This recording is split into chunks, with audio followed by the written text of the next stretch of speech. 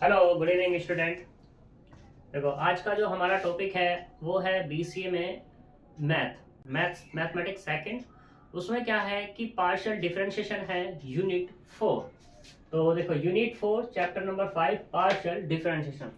अब partial differentiation क्या है उसके बारे में हम जानेंगे। उससे पहले हम बात करेंगे जो हमारा डिफरेंशिएशन था उसके बारे में। मैंने तुम्हें बताया था कि जो डिफरेंशिएशन है हमारे वो क्या होते हैं। अगर मैं डिफरेंशिएशन की बात करूं, डिफरेंशिएशन हमारा टू टाइप से होता है। एक तो होता है हमारे पास पार्शियली और दूसरा है हमारे पास टोटल डिफरेंशिएशन। अब सोच रहे होंगे पार्शियल डिफरेंशिएशन और टोटल डिफरेंशिएशन में क्या डिफरेंस है। तो हम पहले वही भी डिस्कस करेंगे, पार्शियल डिफरेंशिएशन और टोटल डिफरेंशिएशन में डिफरेंस क्या है।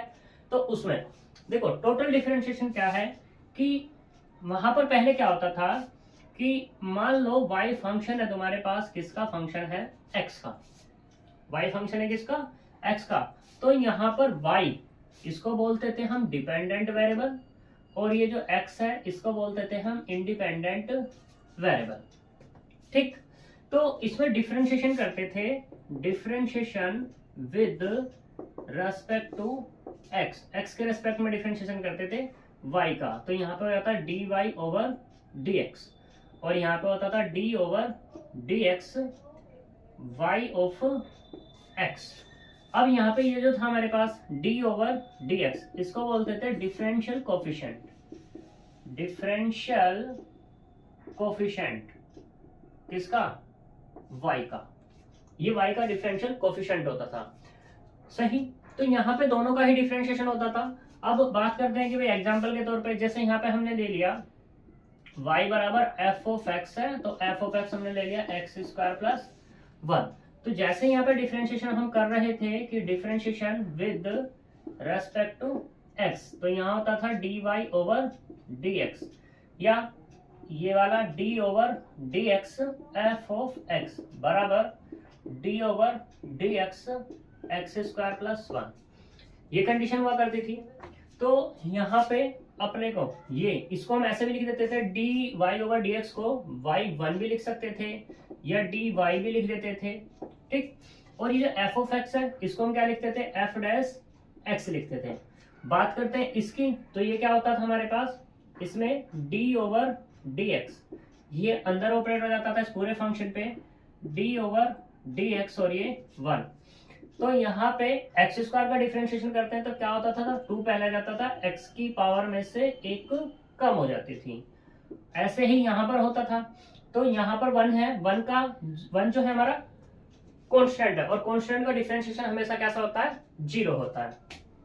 तो यहाँ से मिला ये अपने को 2x। तो यहाँ पे जो मिल जाता था dy ओवर dx कह दो या dy कह दो या y1 कह दो या f डैश x कह दो, तो क्या मिला यहाँ पर 2x ये मिल जाता था। ठीक है, ऐसे ही अब अगर हम बात करें दूसरे फंक्शन की, मान लो y बराबर या f ऑफ x बराबर ले लेते हैं यहाँ पे e की पावर a x फंक्शन ले लेते हैं। तो इसका हम डिफरेंशिएशन करेंगे, differentiation with respect to x। तो यहाँ पे मिलेगा dy ओवर dx बराबर f dash x equals to d over dx e की पावर ax, ये मिलता था हमें। तो इसको डिफरेंशिएशन हम करेंगे तो e की पावर ax का, तो e की पावर ax ही डिफरेंशिएशन होता है। फिर यहाँ से इसकी पावर जो थी d ओवर dx उसका डिफरेंशिएशन करते हैं। और ये डिफरेंशिएशन कैसा होता था, e की पावर ax कांस्टेंट a है तो बाहर आ जाएगा d ओवर dx x की पावर 1। x की पावर 1 मतलब e की पावर ax इंटू a, तो x की पावर कितना हो जाएगा, 0 और 1 पहले आ जाता था। x की पावर 0 मतलब कितना, 1। तो यहाँ मिला a e की पावर ax। ये तुम्हें किसका डिफरेंशिएशन मिल जाता था, dy ओवर dx कह दो या dy कह दो या f ऑफ x कह दो या y1 कह दो, किसका, e की पावर ax का, e की पावर ax। ये हमें डिफरेंशिएशन मिल जाता था। क्लियर थी बात। ऐसे हम और भी डिफरेंशिएशन नाम ले सकते हैं यहाँ पर, जैसे कि मान लो अब अगर मैं ले लूं यहाँ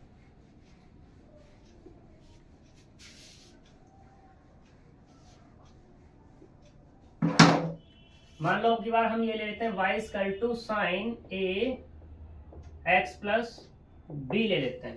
तो इसका डिफरेंशिएशन करते हैं, differentiation with respect to x। तो यहाँ पे होगा dy ओवर dx बराबर d over dx sine a x plus B. तो साइन का डिफरेंशिएशन क्या होता है, ये होता है कोस ए एक्स प्लस बी।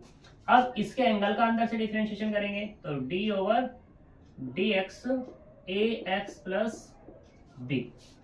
ठीक, तो यहां से मिलेगा कोस ए एक्स प्लस बी, अंदर ऑपरेट करेंगे तो a बाहर d over D X A x plus d over D X और ये b। यहां से कोस ए एक्स प्लस बी, तो यहां से कितना मिल जाएगा a इंटू 1 और ये वाला 0, a बाहर आ जाएगा तो इसका मतलब क्या, a into cos A x plus b. ये किसका डिफरेंशिएशन मिला, dy ओवर dx का, या ऐसे कह सकते हो इसका डिफरेंशिएशन है d over dx sine a x plus B का डिफरेंशिएशन आ गया हमारा। ठीक है, तो ये हमारा डिफरेंशिएशन हुआ। ऐसे हम और भी फंक्शन ले सकते हैं कि y बराबर क्या ले लें हम की बार, log a x plus b ले लें। ठीक, इसका भी डिफरेंशिएशन निकालना है, d over D x y बराबर d over D x log a x plus B. तो यहां से log a x plus b यानी कि log का कितना होगा 1 upon a x plus b, ये था इट इज। फिर उसका अंदर से करेंगे d over D X A x plus B, यहां से 1 upon a x plus B, और फिर से इसका अंदर से तो कितना आएगा a प्लस 0। तो मतलब क्या मिला, a upon a x plus b हमें डिफरेंशिएशन मिल गया। ठीक है, ये हमारा क्या हो रहा है यहाँ पर, टोटल डेरिवेटिव हो रहा है, पूरे का डेरिवेटिव हो रहा है यहाँ पर।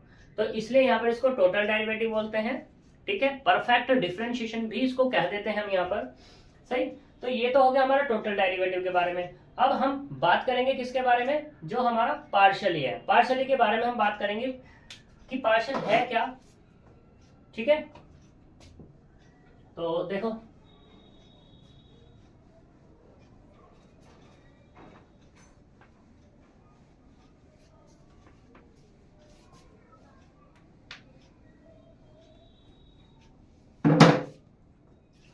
एक चीज और जान लो यहाँ पर, जो हमारे पास टोटल डेरिवेटिव था, टोटल डेरिवेटिव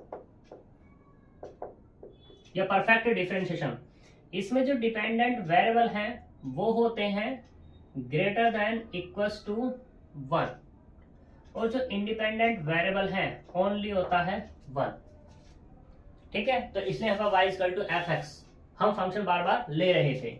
लेकिन अगर यहीं पे हम बात कर दें किसकी, पार्शियल डेरिवेटिव की या डिफरेंशिएशन की, डेरिवेटिव, तो यहां पे जो होगा इसमें dependent variable greater than equals to 1, ठीक है, और इंडिपेंडेंट वेरिएबल हमेशा क्या होगा, ग्रेटर 1 होगा। ये यहां पर जान लें। इसी का ही मुझे यहाँ पे फायदा उठाना है कि भाई ये कैसे हो सकता है। तो मान लो जैसे z बराबर मैं ले रहा हूं, ये z फंक्शन होगा किसका, x और y का फंक्शन होगा, जहां पर इस z को डिपेंडेंट वेरिएबल d भी बोल देंगे, और ये जो x और y है ये होगा इंडिपेंडेंट वेरिएबल यानी कि i भी। ठीक, इसी का मुझे डिफरेंशिएशन करता है। ये तो हो गया हमारे z बराबर। अब इस z बराबर को मैं ऐसे भी लिख सकता था, z बराबर एफ ऑफ एक्स वाई। ठीक है, मतलब यही है कि ये हमारे पास डिपेंडेंट वेरिएबल है और ये दोनों के दोनों क्या है हमारे पास, इंडिपेंडेंट वेरिएबल। ये हमारे पास क्या है, इंडिपेंडेंट वेरिएबल। यहां तक कोई दिक्कत। ठीक, अब ये तो हो गया एक z फंक्शन हो गया x और y का। अब सवाल उठता है यहाँ पर ये कि क्या z ही होता है फंक्शन x और y का, और भी कुछ हो सकता है। तो हम कह सकते हैं यहाँ और भी हो सकते हैं। इस ये u हो सकता है u x y का फंक्शन, v हो सकता है x y का फंक्शन जिसको v ऑफ x y बोल देंगे, या ऐसे भी बोल सकते हैं u फंक्शन है किसका, u फंक्शन है x y z का। अब यहाँ पर जो ये डिपेंडेंट वेरिएबल हो जाएगा, ये वाला और ये वाला, तीनों के तीनों कैसे हो जाएंगे, इंडिपेंडेंट वेरिएबल हो जाएंगे। अब इसमें क्या आ गए, तीन इंडिपेंडेंट वेरिएबल आ गए। ऐसे ही यहाँ पर हम और कुछ और भी ले सकते हैं, जैसे कि ये फंक्शन कह दूं मैं, function x y z u v एक फंक्शन है, ठीक है। अब इस फंक्शन को हम नाम दे दें यहाँ पर, किससे, w से अगर नाम दे दूं तो w क्या हो गया यहाँ पर, डिपेंडेंट वेरिएबल हो गया। और ये सारे के सारे जो हैं ये क्या कहलाएंगे, हमारे इंडिपेंडेंट वेरिएबल कहलाएंगे। अब इसमें इंडिपेंडेंट वेरिएबल कितने हैं, 5, ठीक है। ये हमारी होगी डिपेंडेंट और इंडिपेंडेंट वेरिएबल की बात। अब बात करते हैं कि भाई हमें कैसे पता लगा कितने इंडिपेंडेंट वेरिएबल है, कितने डिपेंडेंट वेरिएबल है, वो क्वेश्चन में खुद देगा वहां पर। जैसे कि मैं यहाँ पे कह दूं कि मैंने लेट किया, लेट z बराबर z of x y be any function of independent function of two independent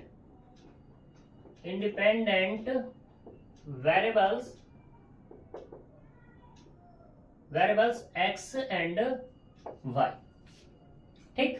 तो यहां पर अब z फंक्शन है किसका, x और y का, जहां पर इस z, ये जो z है ये डिपेंडेंट वेरिएबल है, x और y जो है ये हमारे पास क्या है, इंडिपेंडेंट वेरिएबल। अब मुझे यहाँ पर क्या करना है, डिफरेंशिएशन करना है। तो देखो यहाँ पर differentiation with respect to x of किसका, z का। बात है यहाँ पर दो फंक्शन है, मतलब दो वेरिएबल हैं और एक फंक्शन है। फंक्शन कौन है, z, वेरिएबल कौन है, x और y।